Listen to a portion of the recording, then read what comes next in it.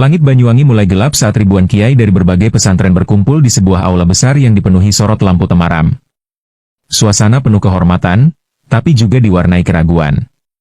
Malam itu, mereka bukan hanya berkumpul untuk pengajian akbar, melainkan juga untuk menyambut tamu yang tak biasa, Wakil Presiden Indonesia, Gibran Rakabuming Raka. Seorang pemuda yang masih begitu muda, namun sudah berada di puncak kekuasaan. Di sudut aula, seorang kiai sepuh dengan sorban putih mengelus janggutnya.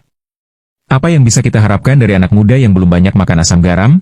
Gumamnya pelan, namun cukup keras untuk didengar kiai-kiai lain yang duduk di sekitarnya. Seorang kiai lain menimpali, jangan-jangan dia datang hanya untuk pencitraan. Kita sudah terlalu sering melihat pemimpin yang pandai berbicara tapi miskin adab. Beberapa kiai mengangguk, tanda bahwa keraguan bukan hanya milik satu atau dua orang.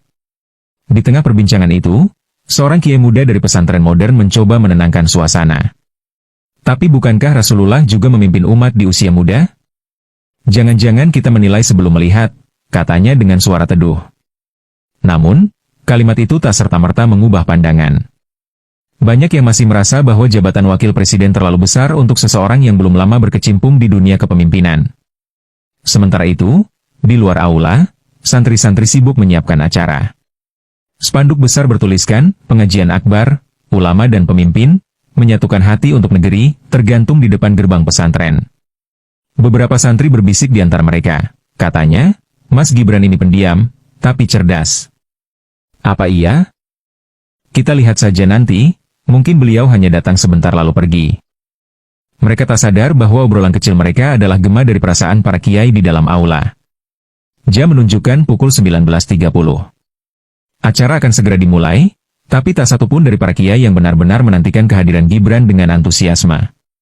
Mereka hadir bukan karena ingin bertemu, melainkan karena rasa hormat terhadap pengundang acara ini, seorang ulama besar yang memang dikenal dekat dengan istana.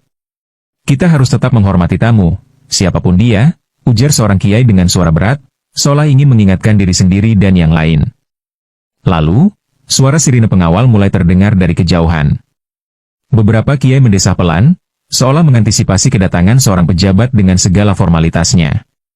Lihat saja, pasti datang dengan rombongan besar, pakaian mewah, dan gaya pejabat yang sok berwibawa, ujar seorang kiai dengan nada datar. Yang lain hanya mengangguk, merasa tak perlu menambah kata-kata. Namun, yang terjadi berikutnya membuat banyak orang menahan napas. Saat mobil hitam berhenti di depan gerbang pesantren, tak ada iring-iringan panjang. Hanya satu mobil, tanpa pengawalan berlebihan.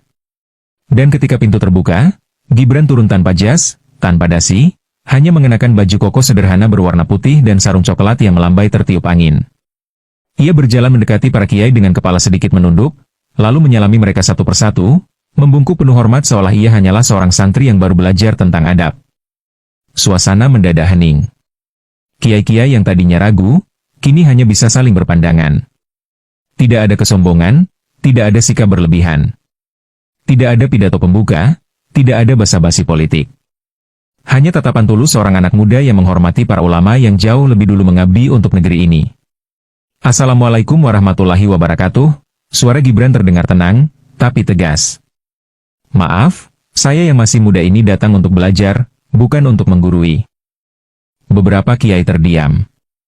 Mereka datang dengan harapan rendah, tetapi tiba-tiba merasakan sesuatu yang berbeda. Di hati mereka, muncul satu pertanyaan yang sama, mungkinkah kita telah salah menilai pemuda ini?